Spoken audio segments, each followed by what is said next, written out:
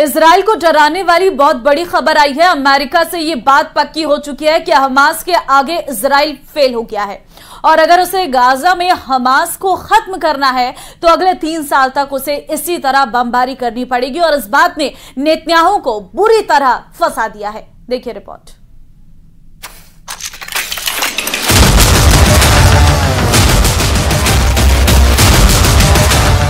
Hamas पर आई एक report ने इजराइल को डरा दिया है। हमास की ताकत कितनी बची है, इस रिपोर्ट ने नेतन्याहू को परेशान कर दिया है। अमेरिका के पॉलिटिको अखबार ने हमास को लेकर एक रिपोर्ट छापी है। इस रिपोर्ट में अमेरिकी खुफिया एजेंसियों के हवाले से मिली जानकारी पर बताया गया है कि 8 महीने के युद्ध में इजराइल अब तक हमास के सिर्फ 30% लड़ाके ही मार पाया है।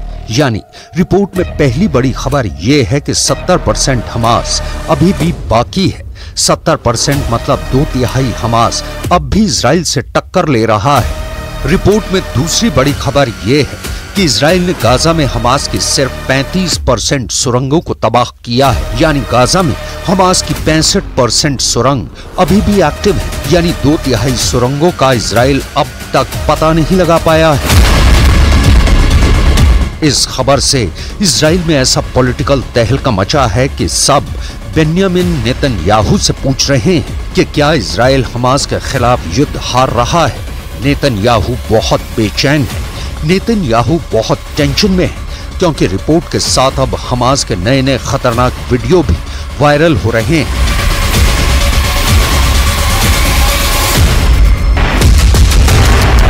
ये वीडियो बहुत गौर से देखिएगा क्योंकि इसी वीडियो में इजराइल की ताकतवर सेना की पोल खुलती नजर आ रही है। ये गाजा के रफ़ा का इलाका है।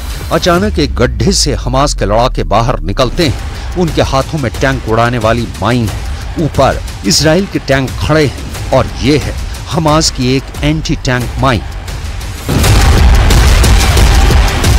जो चुंबक के जरिए टैंक से चिपक जाती है। एक एंटी टैंक माइन और पड़ी है। अब इनका टारगेट है सामने खड़े इजराइल के मरकावा टैंक।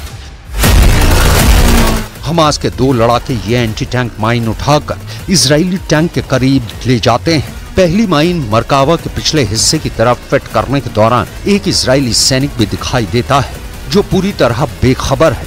माइन को दोनों टैंक के पिछले दरवाजे के सामने रखकर हमास के दोनों लड़ाके वापस भाग जाते हैं। वापस सुरंग में उतरते वक्त एक और लड़ाका इजराइल के टैंक को आरपीजी से टारगेट बनाता है। बड़े धमाके होते हैं और फिर इजराइल के हेलीकॉप्टर मंडराने लगते हैं। गाजा की हर इमारत तबाह कर दी गई। गाजा के इंच पर बम गिराए गए और लगातार गिराए जा रहे हैं। We stand with Israel to take out Sinwar and the rest of the butchers of Hamas. We want Hamas defeated. We'll work with Israel to make that happen. And consistent with Jewish values and compassion, kindness and dignity and human life. Our dumb as a rock president who's destroying our country with the borders and destroying our country with the worst economy, worst inflation, who allowed Russia to go in to attack Ukraine, who allowed Israel to be attacked and now he's not even helping Israel. And Jewish people that go for Biden and the Democrats, they should have their head examined. 35,000 से ज्यादा लोग मारे जा चुके हैं। Gaza में लोग रोज लाशों को उठा रहे हैं। खंडहर बन चुके गाजा में हैरान करने वाली बात यह है कि लाशों का पहाड़ खड़ा करने के बावजूद हमास बाकी है। ये अमेरिकी खुफिया एजेंसियों और पश्चिमी मीडिया की। और चलिए स्पेशल रिपोर्ट में फिलहाल के लिए बस इतना ही। बाकी अन्य खबरों के लिए आप बने रहिए हमारे साथ। नमस्कार।